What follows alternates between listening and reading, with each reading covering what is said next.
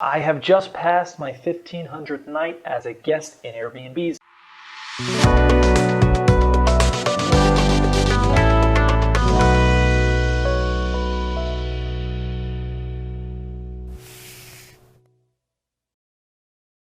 So before we get started, this video is brought to you by the like button. That's right, my sponsor is the like button today. Please hit that like button and subscribe. That helps me out tremendously. Thank you.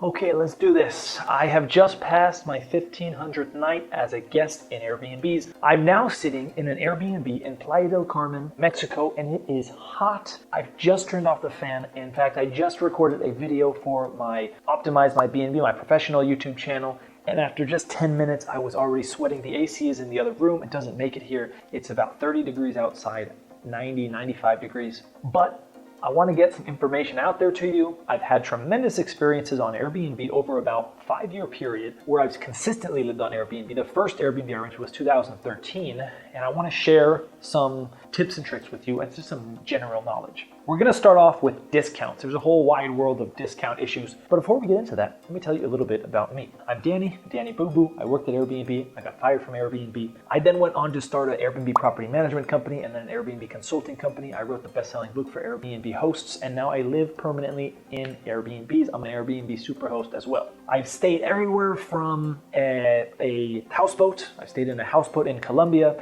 I've slept on the ground with a single mother and her Korean daughter in South Korea. Of course, she would be a Korean daughter. I've stayed in mansions. I've stayed on farms. I've stayed everywhere. And from that experience, I'm distilling it down into these 7 or 8 advices. So let's get into it. Number 1, discounts. Discounts are a double-edged sword. Why? Because those who give discounts, sometimes they know that their listing is shitty, and so they know that they have to give a discount. So when you would go ask for a discount, and I recommend you ask for a discount on basically any reservation. Now, if I'm traveling in some really cheap country and it's $30 a night and I'm staying for 5 days, I probably don't even ask for a discount. But as a host, I get discount requests on single night reservations, 2 nights. If you're staying for a week or longer, you absolutely should request a discount. But just keep in mind, those hosts who are willing to give you discounts right away and give you larger discounts, they might not be the best hosts. In fact, my worst Airbnb experience was in Rio de Janeiro, and the host, it's an expensive city, and I was stoked when the host gave me such a big discount. She accepted it right away. I was stoked, but it turned out to be a rather shitty situation for numerous reasons. I actually have a video. If I can post it, I'm not sure I can because it's on another channel. I'll post it up here. If not, you can have a look down below. I'll put a link. Now, there's 2 ways to ask for a discount. The first is directly saying, this is what I want to pay. The second is indirect and just kind of saying, I'd be grateful if you can be flexible with the price, if you can offer me a discount. Those are one of the 2. This video comes along with a blog post. I'm going to link the blog post here, and I'll put it in the description as well. It has the exact messages that I would actually write out and the strategy, because the host and the guest sees different prices. Another strategy you can do with discounts is if you're not so concerned about the quality or especially the location, you can actually wait until within a week and 5 days. Wait until that time. That's when hosts really start lowering their prices and when they're much more interested in negotiating for discounts. But the best listings are going to be gone most of the time unless there's a cancellation kind of a situation. Next piece of advice, always document issues. Always document issues. If something doesn't seem right, you don't have to say this is broken or that broken, but if something just doesn't seem right, send a message. I'm currently in an Airbnb in Playa del Carmen, as I mentioned, and the bathroom, the toilet flushes randomly. I'll be using the bathroom, number 2, and it'll flush halfway through. It's kind of convenient, but then if I need to take a pee sometimes or whatever, sometimes the flusher doesn't work and I have to wait for a little bit and then it works. So it's not a huge issue, but it's something that seems off. You should communicate it. When I was in Moscow, there was something wrong, I forget to be honest, but there was something wrong with the electric stovetop. It was acting erratic with how much it was heating and whatnot. And sure enough, luckily I did send the host a message and say, I'm not sure, but there's something going on with your stove. And he said, is it broken? I said, no. A few days later, it did break, and it was an expensive repair. And I was cooking, and I was on a diet, so I was like, you got to get this repaired, like today or tomorrow. I think it cost him like $500. But because I had communicated that to them, there was nothing he could do. He couldn't really blame it on me because I communicated early, hey, there's something wrong here. Airbnb saw that messages, and I was off the hook for that $500 big charge. The video will be back shortly, but Reishi and Luna really had something to say.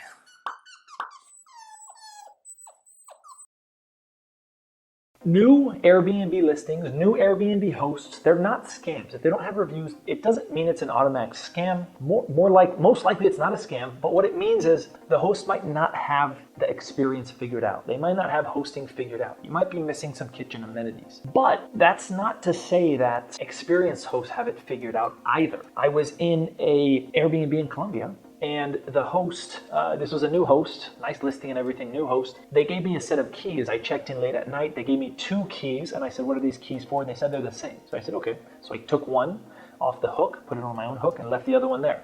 Well, it turns out that the one that I took didn't work to anything, and they weren't identical, and one worked and one didn't. I took the one that didn't. When I got back after for getting some dinner late at night, the host wasn't answering and this and that. It was a big deal. Eventually, I got help and I got into the house, but that was a great example of a new host not really having it figured out yet. That's a first guess problem. They're not going to do that again. On Airbnb, 0.1, a difference of that in the review from 4.9 to 4.8, that's a big difference. That's a big difference. When I'm looking at Airbnbs, I'm looking 4.7 and above. This is your A category. 4.5 to 4.7 is okay. Anything below 4.5, I'm actually not even looking at unless I really have the time to dig through and maybe find a hidden gem. Okay? Now, that's not to say, though, that a 4.96, which I stayed at in Bali, which was the highest rating listing I ever had, it's not to say that that's going to be a great listing. No, far from it. In fact, this was kind of one of the worser listings. Worser listings, is that a word? That I've had. Why? And I was so surprised because it had great pictures and it had great reviews. I mean, solid reviews. But the kitchen was, right off the bat, I noticed the kitchen, the stuff in the kitchen was really low quality. All of it needed to be replaced. There was noise in the kitchen and the living room, near constant noise, because they were next to a rather main road. The fan in the living room wasn't working. This was in Bali, so it was hot, so a fan is really useful. There was no AC, but at least the fan didn't work. The internet was slow. The TV was tiny. This was during coronavirus time, so it was like you stayed at home a lot, so at least we could have some entertainment with the TV. Had to pull the TV very close. And the craziest thing was there's a lot of mosquitoes at night, right? And all of their doors, which was sliding doors, they all had little cracks in all the doors. So at nighttime, all the mosquitoes would come in. So I'm here trying to enjoy my evening wearing like a sweatshirt and pants, Bali, hot, humid, trying to watch TV. That's not enjoyable. So that blew my mind a lot. So the review, while you should generally stick to high reviews, 3.85, you definitely want to read the reviews before you book that, but you just generally want to stay away from that. Just because there's a 4.96 and a 4.56 doesn't mean that this one is better. It doesn't mean that the 4.96 is better. It's about the type of guests that they're attracting. Here's why. This particular listing in Bali, the host mentioned to me, we don't really rent out monthly, but I wanted a month because it was during the coronavirus time, so we were trying to change every day. So she said, this is new for me, the month-long stays. So this is why she had such a high rate. If you're just staying there for 1 or 2 or 3 nights, you're probably not cooking. You're probably not watching TV. You're probably not going to notice the street noise. You're probably not home during the daytime where you have to use the fan. So she's had all these reviews from short-term guests. I come in as a long-term guest. My experience is totally different. That was the difference between the expectation versus reality. It's the type of the guest that the host was attracting with this listing. You should always be reading reviews, at least skimming them. Keep this in mind. Short reviews, interpret that as neutral or negative. Neutral or negative. Airbnb doesn't show the stars, which is dumb. They still don't after their update, 100 feature update, still don't do that. Anyways, short review, negative, neutral. Make sure you know that. On that same note, the longer the better. If it's negative, obviously it's negative, but the longer the better. If a guest actually took time to write out a long review, that means the host is doing something right. Depending on how specific you are about the location, I'm very specific on where I want to stay. Depending on how specific you are in the location, for example, here, that little circle on Airbnb, that actually represents a 20-minute walk. If the host moved their pin to the front of that circle, but they're actually in the back, further away from the beach, that's an extra 20-minute walk to the beach, okay?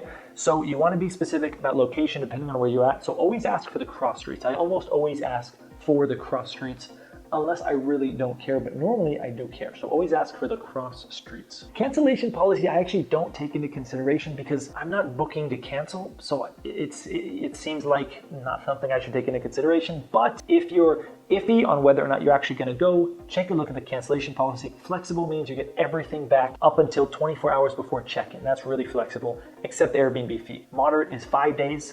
And strict is 7 days. You have to cancel 7 days before. I think there's even super strict where it's 30 days before. Just take a look at the cancellation policy. If you think at all, you might cancel. And last but not least, you can book on Airbnb, and you can connect your British Airways or Delta Airlines, and you can get free airline flights. I can confirm this works on Delta because that's the one I use. It takes 3 or 6 months, and sometimes they miss some, so you're gonna have to call them up. But you get thousands of points depending on where you're traveling and how long you're staying at. You get thousands of points by doing this trick. These links are in the blog post, so remember to click that blog post in the description and just search Delta. You can also click the link. I have a table of contents that says how to earn miles with Airbnb. You can click that link. It'll take you straight down there. Anyone else who has lived in Airbnbs for 1,500 nights or more, even 1,000 nights, let me know your tips. What are your tips? Give me some tips. I'm sure I could learn from you. Okay, thanks for tuning in. I have accompanying with this YouTube channel, by the way, I have my blog, and I have lots of blog posts on the blog. You should check that out. I'm going to link it down here. If I can, I'll link it up here. And I will be publishing an article. It's probably already live. Bitcoin for starters. It's an article on Bitcoin, on the crypto world in general, which I've been involved in since 2013, heavily involved in since 2017. And it just breaks down in very simple terms what crypto is, how to get started, the easiest ways to get started, and just different things. What is Dogecoin, for example? What is DeFi? There's a crypto lottery I talk about. What are the risks? I hope that you give that a read. Okay, until next time.